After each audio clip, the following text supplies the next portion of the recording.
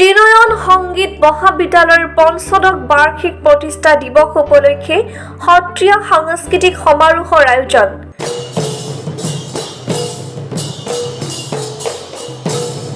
মঙলদৈ আগশাৰী মহাবিদ্যালয়খনি 2009 চনত স্থাপিত।